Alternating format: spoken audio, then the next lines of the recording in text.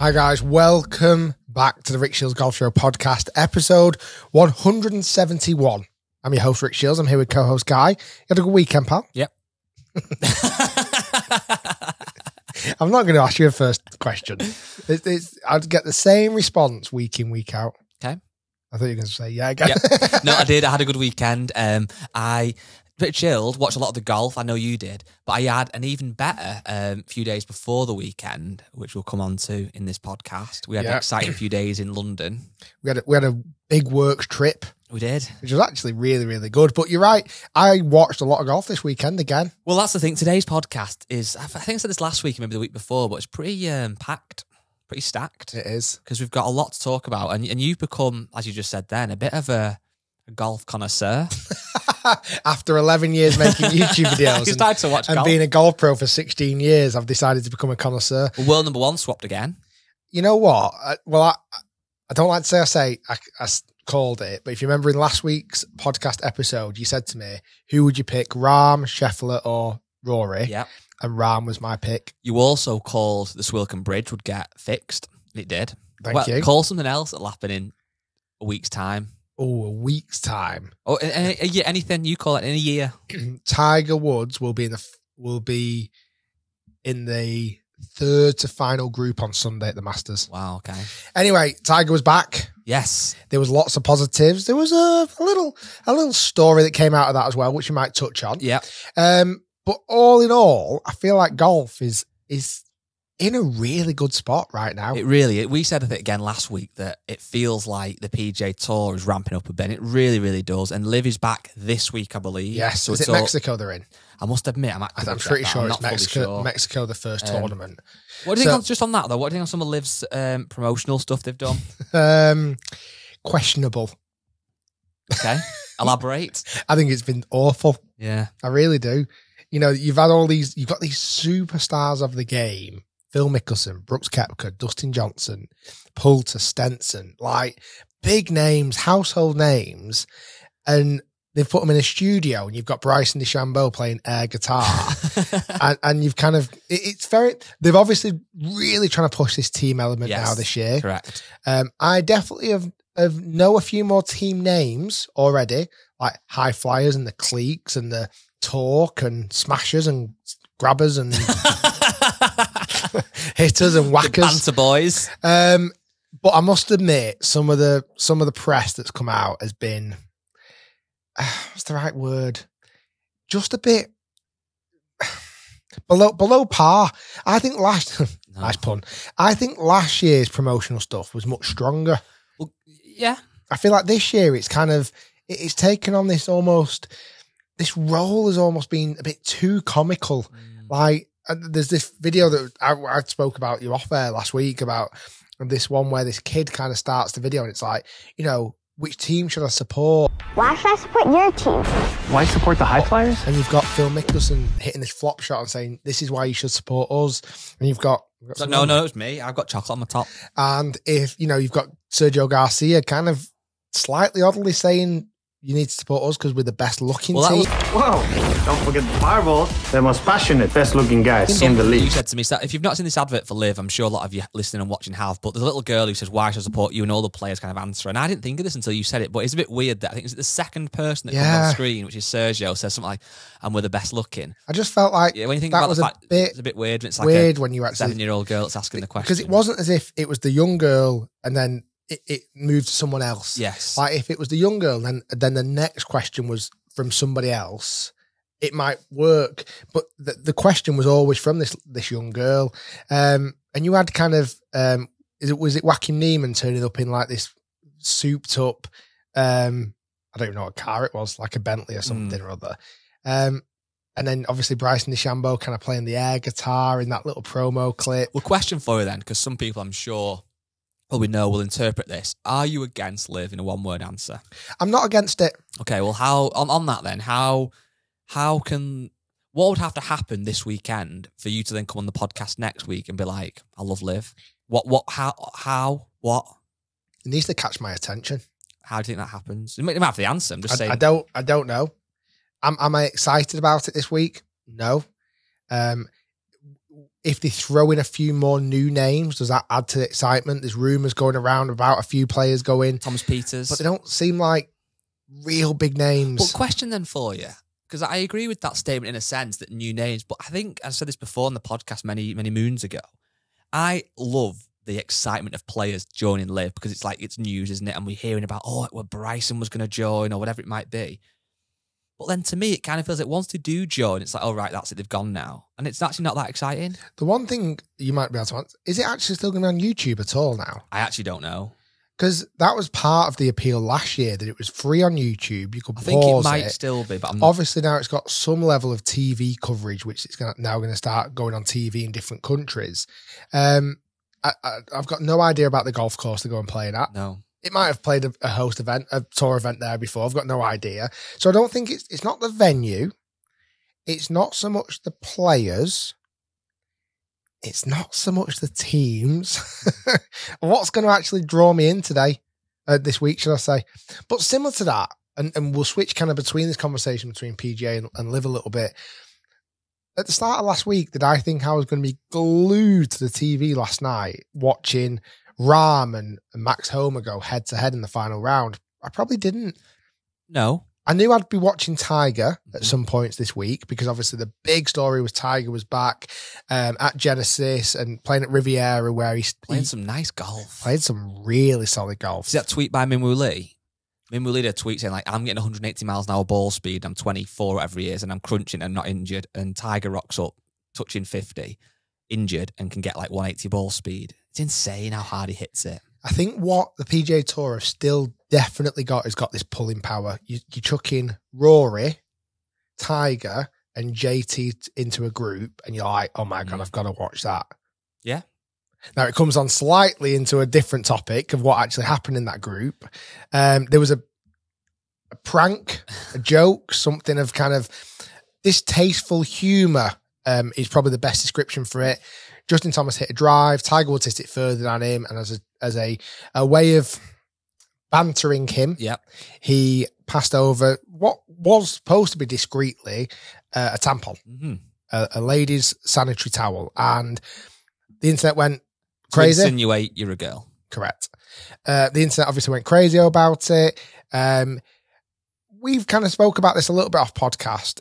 It's really hard for us as men to have a real strong kind of opinion about this because it's not really a joke aimed at us. Yeah, I don't know if it's maybe not hard for us to have an opinion, but it's hard for us to understand the offence it could cause. That's probably a better description. So, for example, I saw it blow up, and like anything, and we're part of it in the media, people jump on these things. I'd really try to think, I think we need to talk about it a little bit because people listening and watching week in, week out know how the pair of us are massive Tiger fans. You've got one of the menus from his restaurant behind us. We've got some Tiger Woods bobbleheads. We love Tiger Woods, and he's one of the massive reasons why we both started golf and continue to play golf and still watch him to this day. This weekend, I love nothing more than seeing him come back. In fact, the one thing I did love more was seeing him in Sunday Red. Seeing Tiger Woods in Sunday Red is one of the iconic golf things. It's like Rick Shiels having a sausage roll after 9 holes. That's what golf's about. But yeah, so obviously, as you've said, the news was he did that. And I tried to look at... I'll be honest, when I saw it, I didn't feel massively offended personally. I did think it was a little bit of a crude joke to play, knowing you're on worldwide TV with eyes. So if that was something that he did privately when they're having a round of golf and I somehow heard about it or that got leaked, would it really have made headline news and would it be something that gets so much debate going? Maybe it wouldn't. Doing that in a PGA Tour event when it's your first one back and you are Tiger Woods is a little bit silly.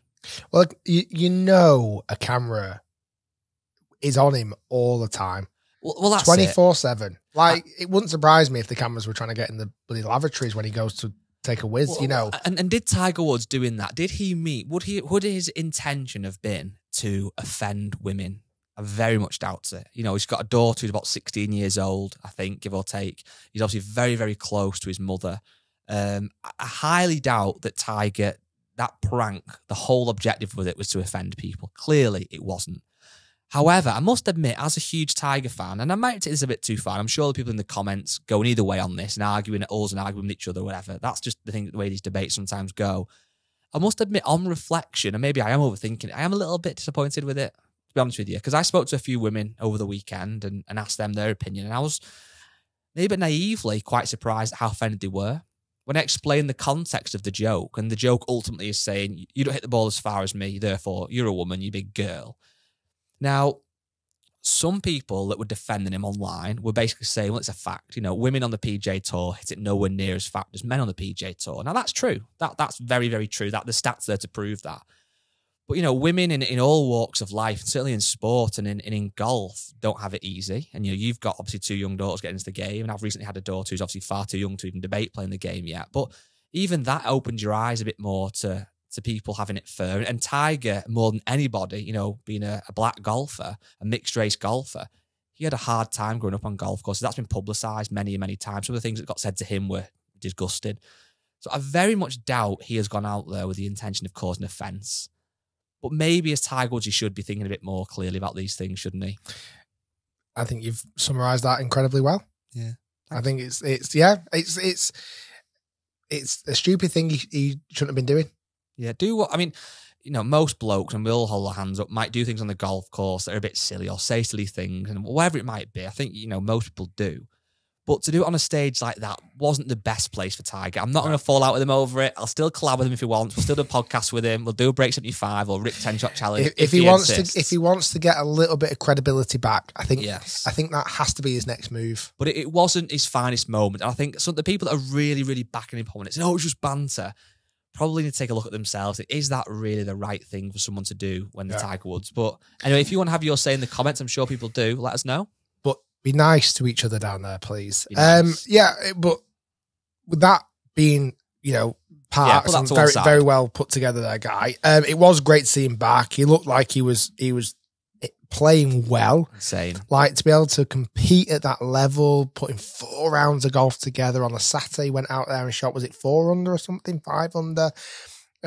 Looked a little bit tired on the Sunday, to be honest, but kind of you could forgive that for lack of tournament play he's had. Great seeing him back. But just the whole event, I feel like they've really got some pioneering players now that you kind of want to support. I do also think Full Swing, the documentary, I know we've mentioned it a couple of times, is also helping with that connectivity with fans and players. Like when Thigala, the rookie from last year, every time his name got mentioned on TV last night, like my ears prick up. I'm like, oh, there he is. Like, you feel like you know him a bit more. But do you think that's something that, I don't know how we do this and how golf does this, but we should do more, because every rookie that gets onto the PGA Tour has a story, and some will be more exciting and different to others. Some might be quite run-of-the-mill. A guy's good at golf, goes to college, very good at golf, gets onto the tour and does well, makes a nice living. Some people like Joel Darman have got much more kind of deeper stories. Tony Finau story. Tony Finau. Tiger obviously had an amazing backstory. But when you see them on the TV, you just see them hitting a white ball around the field. It's great to see more of their life. But I think that's why the videos that certainly we've managed to do with Tour Pros have really helped the audience 100%. Get to know the Tour Pro. Like, I genuinely, every time Ricky Fowler plays now, I'll get a load of text messages. Oh, Ricky's playing. Yeah. And when he got a hole-in-one last week at Phoenix Open, well, to you. Like Ricky, like, suddenly like, there's a connection between the person and the golfer. And it's like, oh, I know that person. I watched him for an hour play against Rick at Medalist. I feel like I know him a bit more now. I think it's something that kind of the whole golf media kind of needs to take responsibility of. I don't kind of know how you always do it, but I think some of the golf brands are doing a good job. I saw a quick video that TaylorMade did the other day, actually. I'll give kudos to them. It was a sales video for the driver, trying to show how forgiving it is across the face. Yeah, did you see it? I did. Tommy and Scheffler. And Trotty hosted it. It was really good. But even that, I mean, obviously we know Tommy anyway, so I wasn't that surprised by seeing Tommy, because I know he's got a great personality. We've spent time with him, luckily, and he's a great lad. And now seeing a bit more Scotty, obviously on Full Swing. But even seeing Scotty in that setting was more chilled, and there was quite this nice slow pace scene when they were walking down the fairway. Things like that, you think, well, brands want to sell products. They want to show off that the athletes on tour are using their products. That's what they should be doing more of, showing the personalities in a natural way. It was a little bit of a salesy video, but quite cleverly done. But like you said, I think I feel a bit close to some of these players now and rooting for them more. Do you think, we just discussed this last week, but now it's been out and people have seen it, do you think it's going to grow golf? I don't. Swing? No? I don't. I think my opinion from when I saw it as a preview probably still stands now. I think it was a wonderful documentary. I think it can be better for season 2, and hopefully there is a season 2. Has that actually been announced yet? Because surely they'd be starting to film it already. I'm not sure it's been announced officially, but I'm sure I saw on Twitter that there was like big fancy cameras following some of the players around. Right. But I think they did a really good job, but I genuinely don't think it's going to attract loads of people outside of the world of golf. no. It'll attract some. It will. There's no, and it won't put anyone off. Well, It's that's not a going good to put thing, anyone isn't it? off golf. So yeah, that'll be really interesting. I think this is where, again, this kind of connectivity with maybe the live players has kind of been a bit lost. Mm. Like, I don't know. I've not heard anything about Dustin Johnson for ages. But obviously I know we're featuring a bit in the full swing, but as in this off season now that Liv are currently having, I don't know, is he bulking up? Has he been training? Has he got a new club sponsor? You know, has he got no sponsor? You know what I mean? It feels like we don't know a great deal now. Now, that might pique my interest this week when all that starts to kind of filter out, when the first picture of Dustin Johnson getting out of the car with a Titleist driver, for example, might, you know, that's not fact, by the way. That's just me hypothenating. That might happen this week. So we'll just have to see. But I don't know. I was more excited last year than I am this year. For Liv? Yeah. Because it was new. Yeah. I think, and as well, obviously, the PGA Tour has definitely pulled its socks up. I suppose that the good thing is people can watch as much as both of them can. This week's obviously the Honda Classic as well, so you know you can't literally watch two at once necessarily, but you can watch the highlights of one and dip in and out. And if you are a golf fan, it's downside that you're not seeing all these players playing against each other all the time, bar maybe the majors. But you're getting so much golf. Yeah, so much. So we had an exciting trip this week. We did. Thursday and Friday, we left Manchester. We left the big smoke. We went to the big smoke. We left the medium smoke and entered the big smoke. Went to London for a couple of reasons. And the first one was very exciting. We went to go and meet your friend and mine, YouTube. The boss. The boss man. Yeah, very fortunate that over the time making YouTube videos that kind of have been appreciated by YouTube. Like, there's obviously YouTube as the business, but there's people inside of YouTube and in the screen, actually little people that's running around getting all the videos. Little borrowers. We've been very lucky to work very closely with YouTube over the last 3 or 4 years, and that kind of relationship has strengthened again. And hopefully for you as a viewer, you'll benefit because it means we make better content. We'll know our content more and we'll understand what you guys as the viewer wants to see as well. Yeah. But also we hinted, and I went with a bit of a proposal of something very, very exciting, which YouTube themselves are extremely excited to get behind. And I think you fans will want to watch it, and it'll come out. Hopefully this event will happen towards the end of this year. Mouth's watering. So I think it's going to be really exciting. So they were super behind that. It was really cool to spend time at YouTube. It's a unique place in Google's office. Google's office. It's really, really cool. You've got so many people working there. Cool people. Really cool. Did you feel uncool? No. No. I felt uncool for other people like you and the other guys, but no, I felt pretty cool. My hat was backwards. Yeah. I got people to call me Ricky. You kept rolling up cigarettes. Just like... You're drinking coffee, but you wanted oat milk. I only wanted my coffee stirred His anti-clockwise. jeans are so rolled up. His ankle was on display. His bright white ankle. My knees were on display. No, I did feel a bit uncool because it's, it is a real, it's just such a smart place. You've got not only YouTuber based there, but you've got parts of Google placed there as well. Your so Androids. Like Android, Pixels, trying to think who else is there. You've got Maps. You've got Google Maps in there. Couldn't find them though. Nice. You got a gym in there that was pretty cool. Yeah. Really nice food, really nice restaurants, a sleeping section. As you do. Like they actually have a room just to go and have a sleep. Yeah, little pods in there. All the floors and the rooms were like themed. Mm-hmm. You had like a movie floor, and every room on the movie floor was themed by different movies. Yeah. But like dead weird ones like Gremlins and Jaws and whatever. Free Willy. Free Willy is one of my favorite films ever. So yeah, that was really good. So exciting times ahead with that. And then we also went and met your friend and mine, Lyle Scott. So obviously I've been now in a partnership with Lyle Scott coming up to 10 months. Love wearing the brand. So if you don't know, certainly for my American listeners and viewers, I wear this golden eagle on my jumper, on my hat, and obviously Guy wears it now and again. Most of the time, but now and again. That is Lyle Scott. It is Lyle Scott. And it's got, when you actually go to the headquarters, the heritage in golf is frightening. Very deep. So Lyle Scott was frightening.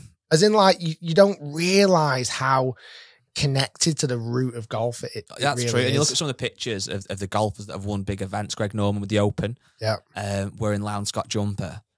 Like you said, it's one of the brands that's been around for the longest, and it's kind of last couple of years, it's really been having a resurgence back in golf. Ian Baker Finch won it Finch. at Birkdale with a Lyle Scott top on. There was one year where both Ryder Cup teams were sponsored by Lyle Scott. Wow.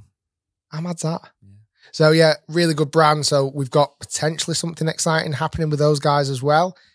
And then we went and got smashed. I didn't get smashed. You got smashed. I was lightly smashed. You were sourced. Yeah. Nice. So we went to a few really cool venues in London. We went and took a visit to Pitch. Yes. Which very is like cool place. An indoor golf simulator place. Very, very high end. We watched a bit of the United match versus Barcelona, and also then hit some balls, played a few little competitions. We had a good chat with them. Mm-hmm. Potentially around the 200th live show. Yes. Potential. We might do it in London, regardless. We also went to Swingers. We did. Now, that can't be spoken about on the podcast. Hey. Swingers is a indoor, like crazy golf, but you can't really call it crazy golf, can you? Or can you? Would you classify that as crazy golf? I would say it was crazy golf, but it's obviously dead cool. For adults. For adults. Crazy golf for adults. Adults. Isn't it? Yeah, it is. You drink, you have fun. You swing. Yeah. You swing. Yeah. I absolutely battered you, by the way. Oh, God, I had a nightmare, didn't I? You really let me down. But as a team, we won. Yeah, we did. We had a team comp as well, and we won as a team. That's the most important thing. So 8 of us went down there to London. Me, Guy, and the rest of the team. Matt, who's back now doing the podcast, and then all the other fellas as well came with us. And then Dickie from Lyle Scott joined us as well. And we had a little 3 groups of 3. And thankfully, I was on your team and Sam's team, and we did actually quite well. I was really good. I really let the team down. But I was there for the entertainment and the drinking. You there to pay, really. And then we were going to go to Bounce. Yeah. Which was a ping pong bar. Swerved it. But we missed our reservation. Swerved that. There comes a point in the night. Was that also a pun? What? I swerved it. Yeah, I did. That was a little backhanded compliment. Oh! I like that. Guys, there's a back and forth of banter at the moment. Oh, wow. You're ballsy. Is that enough? Can we just... Yeah, let's part this in the net. So we were going to go Bounce. We didn't. And then we went on a bit of a night out. Yeah. London's interesting, isn't it? It is. There's a lot going on. There's a lot going on. We went Soho. Which is, yeah, if you know Soho, then, yeah. It's like we did something dodgy. We didn't do anything. We just went on a bit of a night out. Yeah, I know. I nearly sat in sick. Not my own sick, someone else's sick, which was nice. But anyway, I managed to dodge that. And then the next day, we also went to another really cool place. Well, this was arguably my highlight.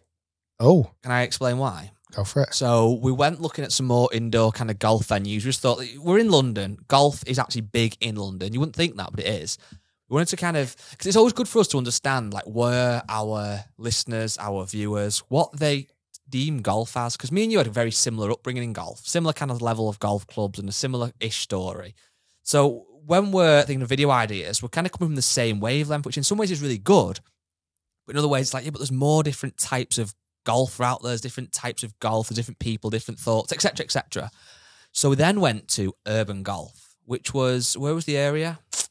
I don't know. It was London. I don't really know all the differences of London. I can't remember where it was now. Let me have a look though. So anyway, went to urban golf, and I've actually been there once before, very, very briefly, but I couldn't really remember it. And you're kind of walking down quite an unassuming street, and you take a little turn into urban golf. It's like this big long corridor. And I filmed a little bit of footage on my iPhone. It's not brilliant, but we'll kind of cover it up here. So if you're watching the podcast, you'll see some footage. If you're listening, maybe jump and watch the podcast after. It's really cool, like sports bar with the big couches and loads of simulator rooms where you can obviously have games with people or you can practice or whatever. Where's the area? Well, it's tough to say. Well, it's in Smithfield, but I don't know if that's actually an area. Well, anyway, it's there. You can Google it. On their website, it's London's best indoor golf venue. Beers, burgers, Banter. music and golf. I think they could have gone beers, banter, beats and bats.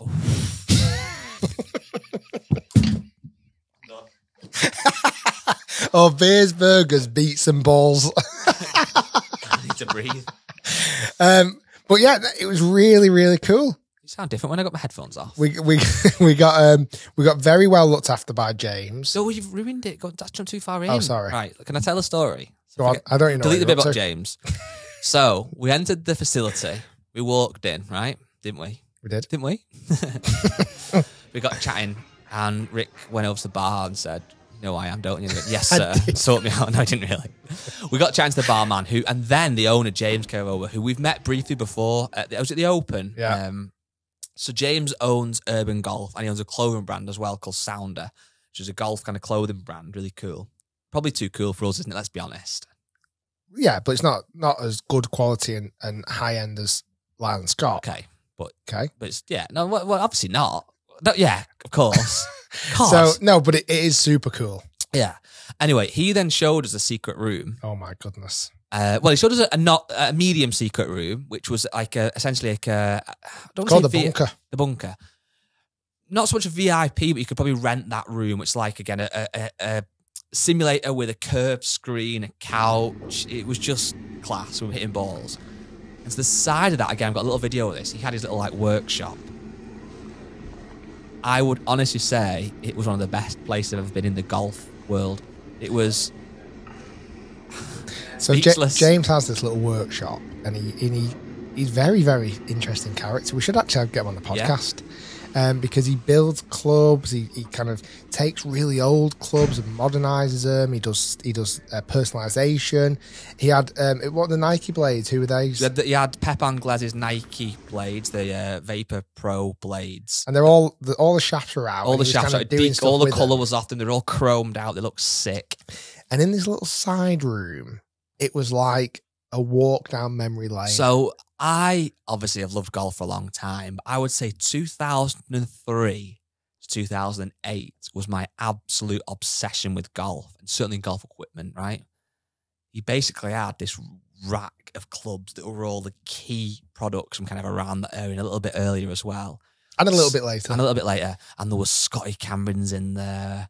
There was like a Titleist 975J, was it something like that? There was little stuff everywhere, little like tour shoes. Titleist PT fairway woods, PT which again, 15s, growing 13s. up, they were the 3 woods to have. Yes. There was like some classic M2s. I know that sounds much more modern, but M2s are really hard to get hold of. He had them in pristine condition. He had all these racks of beautiful blades, these 1-irons that just looked incredible. But what's mad, you're in this room and you forget you're in the centre of London. Yeah. It was incredible. And he had like all these really cool golf bags. He had this Ping Masters green golf bag. Oh my days. I would honestly use that golf bag till the day I die. Yeah, what an amazing place. And then we had some challenges on the simulator. He had a really cool like high-end simulator. And I'm not going to lie now, you were there. I was absolutely flushing it. Oh yeah? Really was flushing it. Well I'll be honest. Well done, you. No, it's fine. You weren't swingers. You're flushing it on the simulator. You were good at beers. I was really good at beers. You were really. The way you drink the shots Guinness. and beers. Yeah, you're right. Actually, everyone's got our strengths. You're honestly the way you drink beers, though you pay for the beers. It's just phenomenal. Was it quite good organisation? Really well organised. Did you do it yourself, or did you have help? No, I did it all myself. Really I did. No, it was really good. Well, I only asked you for help, and I didn't ask you. So it was well done. It was a good trip. Good trip. It was good team morale. It was good to again kind of see these different pockets of the world. Sometimes you can get stuck in your own location, and you know I've been fortunate enough in the last few months to go over to America. That's kind of opened my eyes again to how people play golf and how they, how different it is in different places. Go down to London, you got these big, high flyers in the city who are working and busy, and they get their golf by going to one of these indoor golf facilities. You also saw, certainly on the first night, the Thursday night in pitch, like a very different crowd. Like they're not how I would see golfers. And that's not a bad thing. No, it's a great thing. That's not me saying it's bad. It was just like, wow. Like you've got all different people from all different kind of walks of life participating in golf. And you think, this is bloody brilliant to see. That's the thing. Like that's certainly on Thursday we went to pitch and it was like an evening in London. It was Soho. It was busy. Like I said, the people that were playing golf just weren't people. And it's hard to put the fashions, the way they were so cool. It's not what you think of being golfers, but they were. And then I obviously went to urban golf the next day and that felt like, again, there was more people in there. But also not only the people, but how they perceive playing golf. I think you can get carried away with thinking that obviously golf is outdoors, it's 4 hours, it's wet, it's cold, whatever it might be. But actually, for other people, golf can be, you've got a busy office job in London, and on one night a week or one afternoon a week, whatever it might be, you go and hit balls. Yeah. And jokes aside, but that competitive game I was playing with a couple of lads, that obviously was in a swing studio, it wasn't out on the grass, but the competition there was just like playing golf. Your swing still has to be good. Exactly. It still has to stack up. It was really insightful. I think golf simulators have really moved the dialing participation. Yeah. I think because genuinely now, I know there's advantages being out on the golf course. I think you could call yourself a golfer if you play simulator golf now. I think you can call yourself a golfer if you want to call yourself a golfer. That makes sense. So if you perceive you want to identify as a golfer, you can identify as a golfer. No, genuinely, okay, if that's you, what I want to do from now on. I identify as a golfer. If you think that going to mini golf once a week, see you want to be like, that's fine. Like I think that's where we get. That's what I said before. But from us having a similar background, you perceive golf as, well, it's only real if you play off the back tees, and well, it's only real score if you play in the comp and you play everything rule officially, and you'll get your scorecard signed. Like that's one type of golf, and that's great. But there's more other sides of golf. And thankfully, we're speaking to a lot of people. A lot of people we're speaking to might play different styles of golf. Amen. Do you want a couple of questions? Let's do it. So we've had some really good emails. As always, we appreciate your emails. We don't always read them all out, but we read the vast majority and we try and respond to as many as we can. Obviously, it gets difficult, but if you do send us an email, thank you very, very much. The email is podcast@rickshiels.com. It always has been that. It always will be that.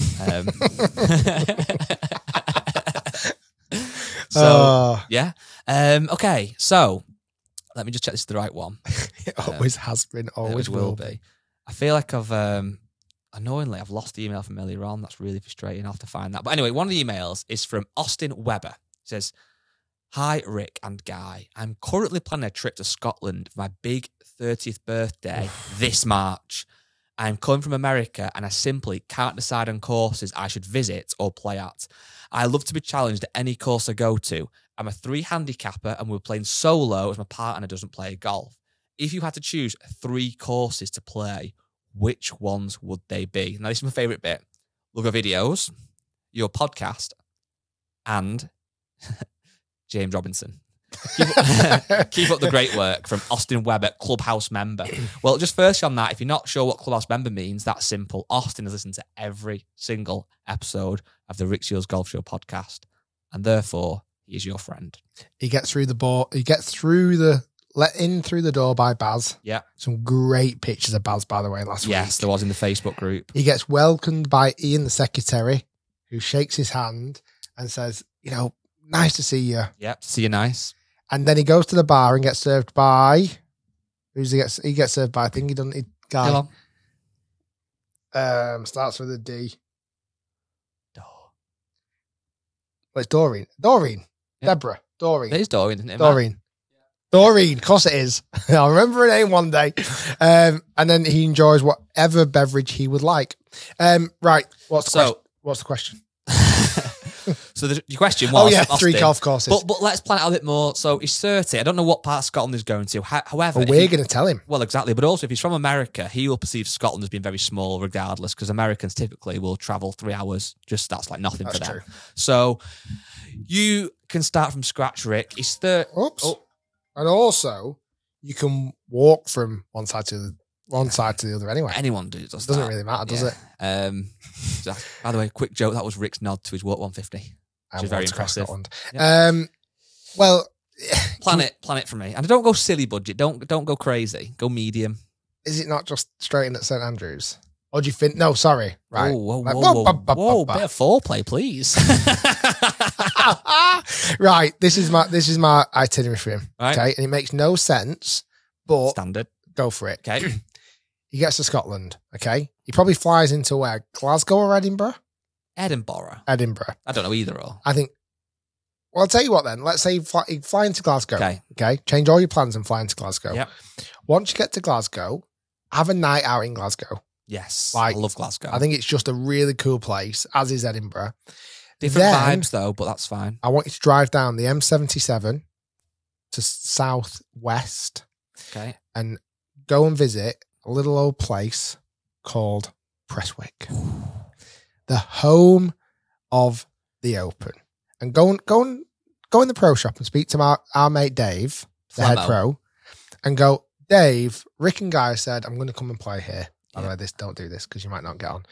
But you need to go and play Prestwick. I think as an introduction to golf, as just getting out there and playing golf, Prestwick's the perfect golf course for that, isn't it?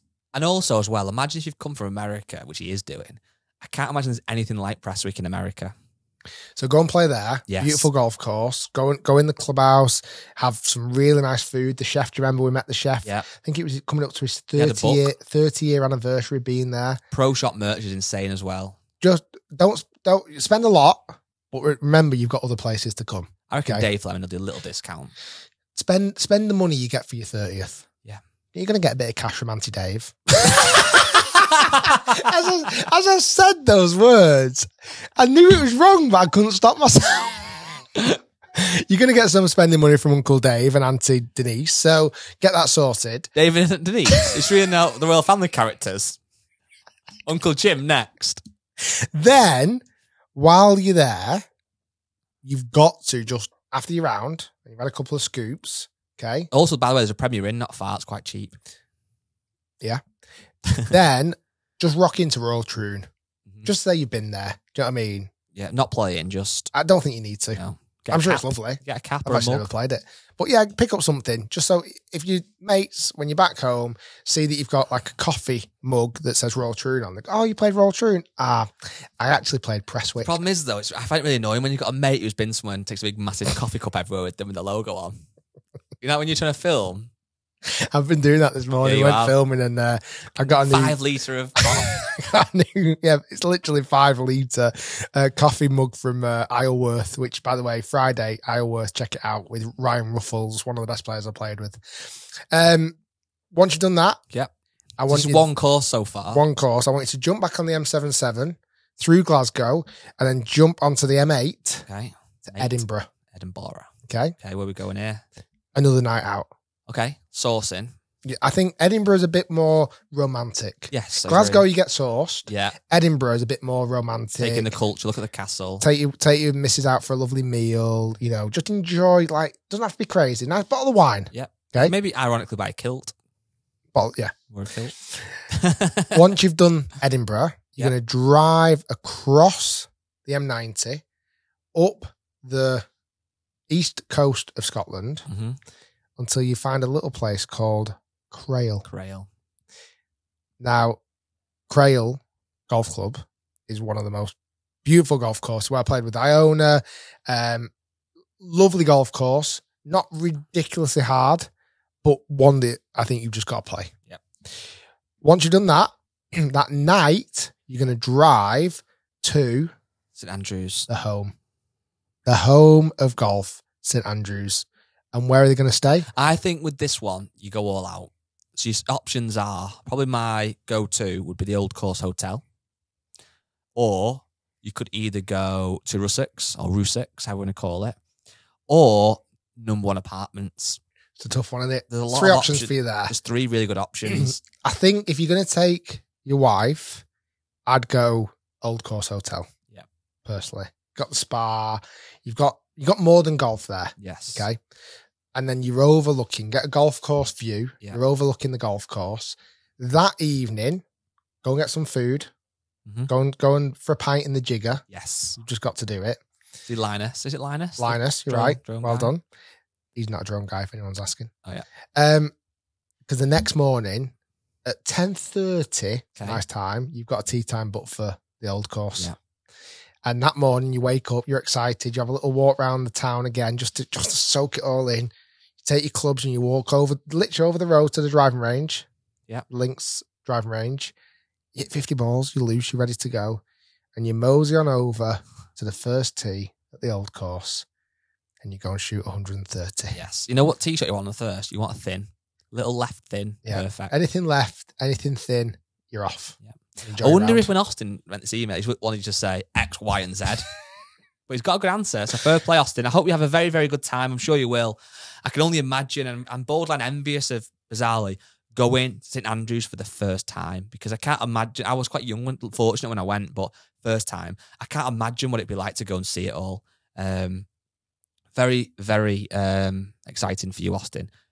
Rick's, a little texter, a little text Sorry, back, go a on. little TB. Yeah, so that's pretty good. Do you ever remember when you used to sign off a text? Not you necessarily, but when people did, would put TB at the end, text back. I did it. You never do that? No. Did you use that, Matt?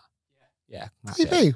Why would you have to? Text back? Why'd you have to tell them to text back? 'Cause it was kind of like they'd done the social media. They were not the social media, the text message, SMS, courteous Wow. thing at the end. No, I didn't do it. What? I don't remember anyway. I bet you did. Was there like a? In fact, I think it was like a TBL. Text back later. I don't remember that one, but that sounds like it would have been one. Very good. Anyway, got one more good email. I feel like we've neglected the emails a little bit recently, which is why I want to double up today. So this is a good one. It's from Adam Kjorton. And it says, "Hi guys, I have a puzzle for the podcast." And we actually read this email earlier on. I gave it to Rick as well. So a little bit of research done on this. Not loads, but a little bit.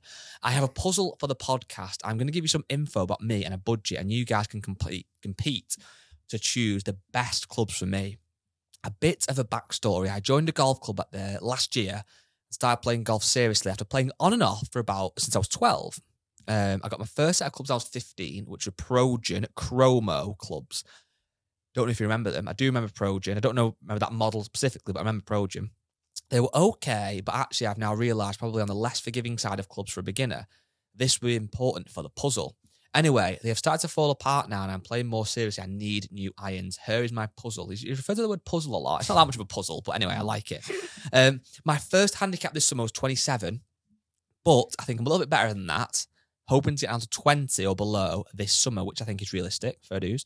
Due to the old irons not having a large cavity back and reasonably thin top line, I actually prefer this look. And anything with a chunky, forgiving profile I don't really like. Okay, so we want slim.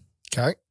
I'm not majorly bothered if the clubs are new or used, but would like them to be in good condition, which is a great mindset to have. I would probably be using your friends at Golfbidder, as this seems the best way to get some decent clubs without breaking the bank. Love Nice. it. Golfbidder videos coming very soon, by the way. Oh, Just a note on that little drop naughty. line. I would ideally like to keep the cost below £600, as anything more I can't really afford. I'm not sure it'd be worthwhile, which is a perfectly good price point. That's more than enough, Adam. Would love to hear yours and Rick's opinion on the puzzle. I might be interested to feature on the podcast, solving people's golf clubs. Maybe it will. Anyway, so that's his information, Rick. We have then this morning spent a couple of minutes on Golfbidder's website to find what we believe would be the best possible clubs for him. Now, I've gone a bit out there with mine. Okay. I'll let you go first. Well, I took inspiration from the fact he likes a slim golf club, okay? So we want something slim. Okay. But yeah, he needs a bit of forgiveness off 20, 27. Okay? Of course. Now, I thought a bit more holistically about this as well. Oh, wow. So, price point, under 600 quid, done. No danger. I've then thought, you want a brand. Are you okay, Matt? Okay. Matt's just coughing in the back. Does the podcast still run if you die? So, sorry. I like getting your priorities. Keep this rolling. Have you got a drink? Get on those energy drinks over there. There's loads, different flavours. We'll just keep this rolling.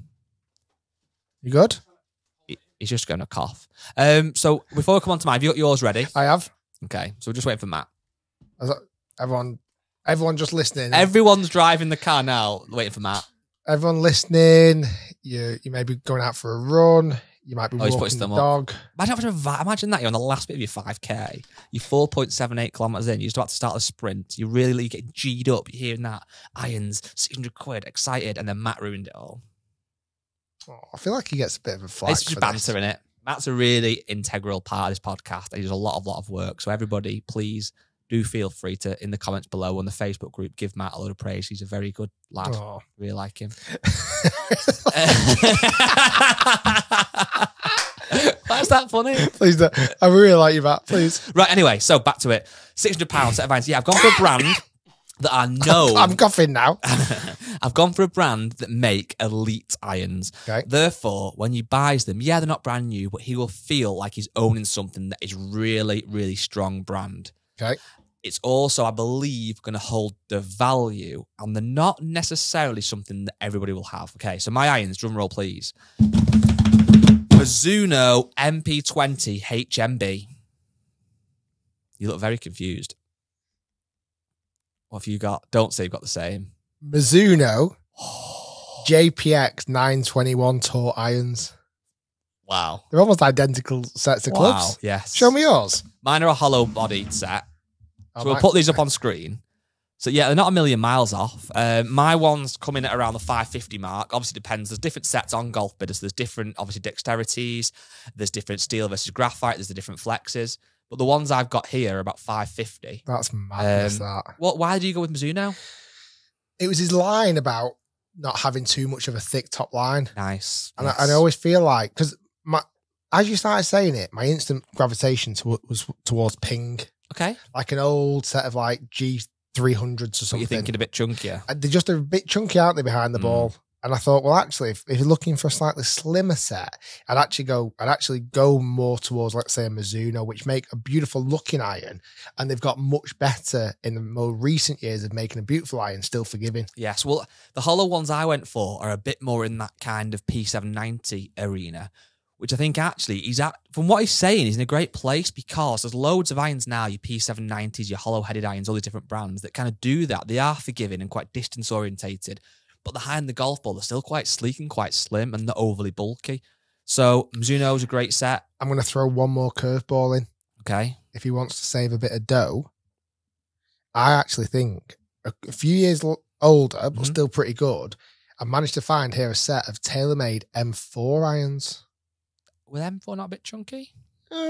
Not crazy. Not chunky soles, but not in too the bad bag. on top. They're really chunky, but top line wasn't horrendous. I think Mizuno's my better Yeah, option. definitely. Mizuno's But the I one. think the M4s, they're like 200 quid cheaper. Wow. So you might want to explore it, possibly. But that's mad. I think that just shows, doesn't it, that like, if you know, it's quite weird because he knew roughly what he was looking for without knowing what he was looking for. Somewhere like Golfbidder is a great place to look, but you really can get some good deals. If you're willing to have secondhand stuff, which I think a lot of people are, you're going to get yourself some really good deals. And I think there's nothing better than having a brand new golf club that no one's ever touched and you take the wrapper off and it's literally yours. But if you want to save money, the secondhand market is a great place to go, isn't it? 100%. And like Guy just hinted at then, new Golfbidder videos coming soon. Should we give a bit more on that or just keep it at that? Let's keep it that for the time being. Okay, well, if you like Golfbidder And you like videos. you like Rick Shiels, And you like, other creators on the platform who've also done Golfbidder stuff in before. if you're into that sort of stuff, Say it, go on, say it. Announce it. is it confirmed? It's confirmed. Could be any more confirmed. Okay. Down that lens. Right down that lens. I am proud and excited to announce the £500 Golfbidder Challenge is back this year. Myself versus Peter Finch. It's going to be launching Masters Week. It'll be out Masters Week. Not yet filmed, so practice needed. Hard work starts now. But yeah, it's exciting times. I'm really intrigued to get it filmed and get it out there. So, there's going to be, as far as I know, subject to little bits of tweaks, but a video on Pete's channel where you pick your clubs. Yeah. It's going to be interesting because £500 now versus what it was 7 years ago is different, in it. Things are going up. So Golfbidder is still a great place to buy your golf clubs, very good pricing. But I'm going to interested to see what you go with. The second video will be you versus Pete on your channel. Head to head. Loser quits golf forever. It's a big thing. Ever. It's a big thing. You've got to quit golf and shave your beard. Yeah, that'll be a really good forfeit, that. The Pete when he loses. Thinking of wait, how? Tell you what. Then on this last note before we end the podcast, right there, how serious are you going to take it? Is it just more of a fun video? You know, people want to see it, or are you thinking you want to win? You don't want to lose, obviously. I want to win. How much? 70%. Okay. So if you do lose, you go, I wasn't fully into it anyway. For me, I want to put up a good battle. Yeah. I think that's the thing for me. And we've had some great matches. Some I've won, some I've lost. I think the last one that I did was probably the most upset about because I played really bad. And it was like, it just wasn't a competition in the end. That was the start of 2020 when we played it at Centurion. But yeah, I just want to put up a good battle this time. I want to feel confident, playing well. If I can play like I played at Wallasey recently, yes, I'd be more than happy with that. If I drive the ball well and play respectable from there, I'll be happy. Well, this is intriguing then. That was a bit more of an in-depth question and it's probably more you'll discuss in the video. But how do you spend the money then? Because you know driving is a big part of your game, it's one of your strengths. Does that then mean you can go with a cheaper driver because it's the person hitting the driver, not the driver? Or do you spend more on a good driver to ensure that you're driving? I think I'll put most emphasis on the spec of my driver. Surely putter can be anything really. Yeah. For one round, a little sleek thing. For me, as long as it's got a fat grip and it looks okay, as long as I can kind of roughly square it up, I'm very girthy. Yeah. So and then irons, I'm not too fussed because I can play with strong lofts. An old set of Mizunos or something, just cheap. I mean, I might start. I've got a plan. Go on. Okay. I don't think it'd work. What are you going to say? I was going to say, what about if I ship in to Golfbidder clubs of mine that I liked from the past? Undercover. Sold them to Golfbidder. Yeah. Right. So you're making a profit straight away, quids in. And then buy them back in this challenge. But are they going to be under the £500? Maybe we could scratch them. Really scratch them. Really scratch them. So get like a nice ping driver. Okay? Exactly in your spec. Even send it with your own head cover on it. Get a Stanley knife and scratch it, but so it doesn't affect performance, but definitely devalues it. Love that. I'm talking sky marks. Maybe even do a little RS in the middle of the face, but no to know. Love that. And then buy them back. Then I go into Golfbidder. It's up for the highest price. Yeah. Anyway, thanks for watching, listening, interacting, being part of the show. We really appreciate you. There's lots going on at the moment, filming new videos all the time. Isleworth is out Friday. We didn't even get a chance to talk about Royal Liverpool. Yeah, we both played. All right, 78 each done. No, it was really, really good. Great experience. Very honoured to play with the claret jug there. I want to play it again near to the Open. Like grandstands and everything up. For a video or just? I think so. Yeah. Like maybe with a Tour Pro. Who's played in the Open? Yeah. For the first time? Or... Like, I'd love to watch like a Minwoo Lee round there. Yeah, and see what he actually does. Yeah. Because I feel like someone like Minwoo Lee has got all the shots needed for somewhere around there. Mm. That's why he obviously did so good at Renaissance when he won the Scottish Open. I'd love to see that. Yeah. Good. And then obviously Isleworth out Friday. Yeah, break 75. With Ryan Ruffles, who is he's an Aussie pro, but lives the majority of the time now in the US, sorry. He was exceptional, so you'll enjoy that. Yesterday, while you're watching this, the PXG ball went live. PXG ball. Disappointed with that. Yeah, but was it ever going to be great? I know, but when you come out and when you make such a bold statement, I just feel like PXG, the brand has just changed so much. You should have made that ball 30 quid. But has a brand ever gone through such an extensive identity change in such a short period of time? Not without them probably getting bought or sold or... Feels like it's a real... From when they started not that long ago to now, the whole almost like idea of the brand has changed so significantly. They've lost their way, haven't they? Anyway, talking about losing our ways. Talking about losing the ways. End of this podcast. Anyway, guys, thanks for watching, listening. Make sure you subscribe, leave a review, and we shall see you next week, episode 172.